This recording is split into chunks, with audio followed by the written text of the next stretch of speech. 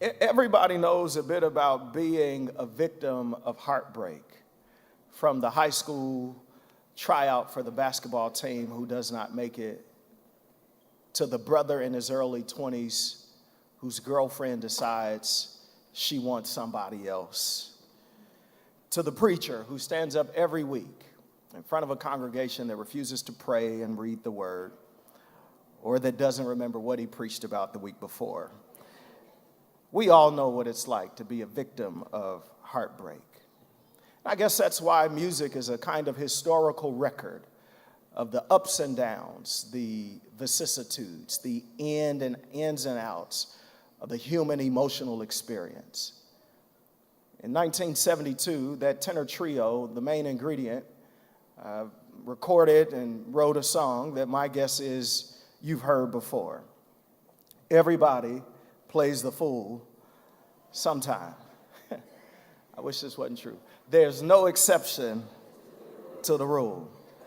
Listen, baby, it may be factual, it may be cruel, but I ain't lying. Everybody plays the fool. Lord have mercy. Falling in love is such an easy thing to do. And this is the line that grabbed me. And there's no guarantee that the one you love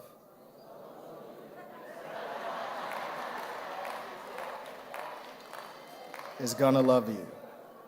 You get the feeling, don't you, that from generation to generation, I reached back to 1972 to try to grab some of you. I want to come to 2024 to grab some of the rest of y'all, but y'all music is so ratchet, I cannot quote it from this here pulpit. It's the God to honest truth. I literally was listening to some of this music today. Hit Kid and Glorilla, FNF. I won't even tell you what that stands for. Jasmine Sullivan, Bust Your Windows. You could probably relate to her. And I thought to myself, that's culture's best effort, right? Today, it used to be everybody plays the fool sometimes. There's no exception to the rule, to FNF. And I can't even find the words to get it out. But basically, curse the man and move on. Because that's the best our culture can do in its response to handling heartbreak. We do not do well when somebody says meaningful words to us like, I love you, or calls us friend, and then turns around and betrays us. I don't know if you've ever been there where you've entrusted your heart to someone or some institution or your kid even to some school, only to find out that in the final analysis, they didn't love you like you loved them. That's a common human experience, isn't it, church? In 1985, R&B band Atlantic Starr released the song, If Your Heart Isn't In It. The lyrics to the song are as follows. It's a fragile situation. It can fall apart at any time, and none would be the wiser except you and I. It seems that we've stopped talking, like we're afraid to disagree. And after all we've been through, can we still be that naive? Goes on to say, you treat me like a stranger, as if I wasn't there. Then the woman, she comes in and sings, I waited for a miracle to make it show that you care. And then the hook to the song is as follows. If your heart isn't in it, why can't you tell me so? If my heart wasn't in it, I'd have gone long ago.